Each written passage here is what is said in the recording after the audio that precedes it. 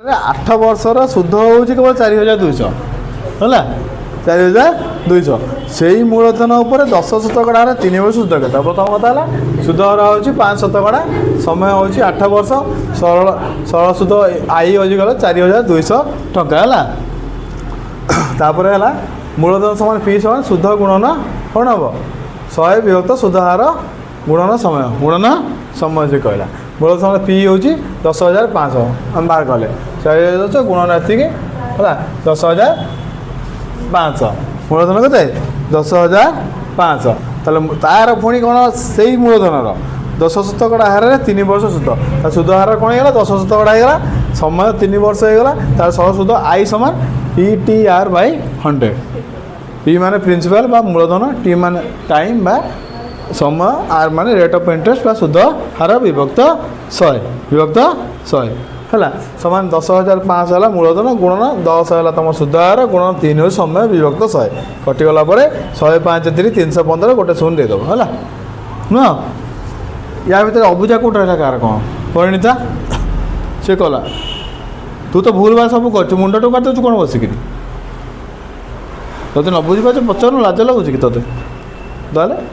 तो मत जो देखे तू सब जाओ चिक्की कौटा ये जो कटाकटी जोड़े शून अच्छी जोड़े शून को से काटिदेला सैला रहा 105 10 3 30 एपटे कौन लगा 105 अच्छे गुणन ये के 10 3 के 30 होगा ताले 5 105 30 के 315 गोटे शून अच्छी होगा उत्तर हाँ ठीक अच्छे 10 3 30 10 3 30 3 की 105 गुणले 3 की 100 गुणले 100 5 3 15 115 315 होगा उत्तर ए शून्य देदेल एक्सट्रा बैटरी गणित करहब है ना कौन असुविधा अच्छी तुम जब ये सूत्र मन न रो सूत्रटा को तुम सब बोले सूत्र मन न रही कि असुविधा डरबनी कौन कर ये सूत्रटा मन तो I interest is equal to PTR by 100 है हाँ सी तुम देला मूलधन पी हूँ समान शुद्ध गुणन 100 बाय शुद्ध हार गुणन समय यहाँ के बाहर ये बाहर कर मन रखा कि दरकार नहीं आमर कौन दरकार पिले पी दरकार जहाँ दरकार तक बाम पटू आने ताले कौन कर लिखा आम उल्टे देवा PTR बाय 100 समान इंटरेस्ट बा शुद्ध सरल शुद्ध बुझिपाल हाँ बर्तमान दरकार कौन पिले PTR को ये रखी दियो समान ये हराई आर बोले कौन हो गुणा हो कौन होगा PTR is equal to 1/100 1 into 100 दरकार कौन पिले पुणी पी दरकार बस प्रिंसिपल मूलधन दरकार समान I into 100 विभक्त TR होगा उत्तर शुद्ध गुणन 100 विभक्त कौन समय गुणन सुधार होगा तुम जब सूत्र न जान मन पड़नी से सूत्र को मैनिपुलेट कर से सूत्र को खाली कौन उल्टा पल्टा कर जहाँ दरकार बाम पटू आने चेष्टा कर बाहर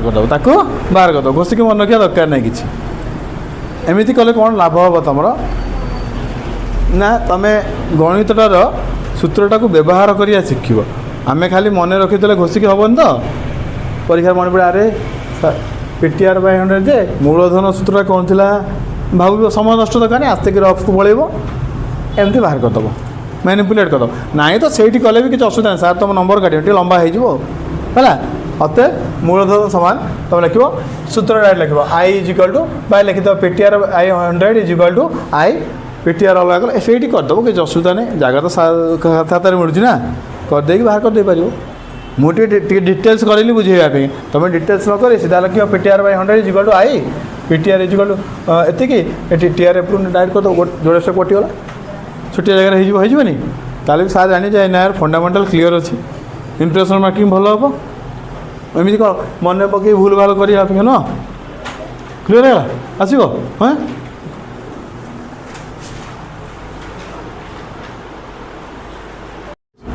ओके आस देखिए सी तुम है 8.3 सुध सरल सुधर तुम है 5 नंबर है नीलिमा बैंक रु 6 शतकड़ा सुध हार 3 वर्ष में 1400 टका आनी धार है कर जाना ଠିକ୍ ସେତିକି ବେଳେ ତା ସାଙ୍ଗ ମାଗିଲା, ଆରେ ଟଙ୍କା ଦେବୁ ଟିକେ ମୋତେ ହାତ ଦେବୁ ହେଲା। ସେ ନୀଳିମା ଠାରୁ ସେ 1400 ଟଙ୍କା ନେଇଗଲା। ଅର୍ଥାତ୍ ନୀଳିମା ତାକୁ କ'ଣ କଲା, ତାକୁ ଦେଇଦେଲା ତା ସାଙ୍ଗକୁ ଦେଇଦେଲା ହେଲା। ଫାତିମାକୁ ଫାତିମାକୁ ଦେଇଦେଲା ହେଲା। ଆଉ 8 ଶତକଡ଼ା ହାରରେ 3 ବର୍ଷ ପରେ ସୁଧ ଦେଇ ନୀଳିମାକୁ ଟଙ୍କା ଫେରିଥିଲା। ସେ କ'ଣ କଲା, ସିଏ 6 ଶତକଡ଼ା ସୁଧ ହାରରେ 3 ବର୍ଷ ପାଇଁ ଆଣିଥିଲା। କହିଲା ଦେଖ ତୁ ମୋତେ 8 ଶତକଡ଼ା ଦେବୁ, ଅର୍ଥାତ୍ 2 ଶତକଡ଼ା କ'ଣ ଲାଭ ନେଲା ହେଲା, ପାଇଁ କହିଲା ହେଲା। ସିଏ ବର୍ତ୍ତମାନ କହୁଛି ନା ତାହେଲେ ନୀଳିମା ଯଦି ସାଙ୍ଗେ ସାଙ୍ଗେ ତା'ର କରଜ ସୁଝି ଦିଏ, ତେବେ ନୀଳିମା ଯଦି ସାଙ୍ଗେ ସାଙ୍ଗେ ତା'ର ଯେମିତି ଫାତିମା ଫେରାଇଲା ସାଙ୍ଗେ ସାଙ୍ଗେ ସେ ଯଦି ସୁଝିଦେବ,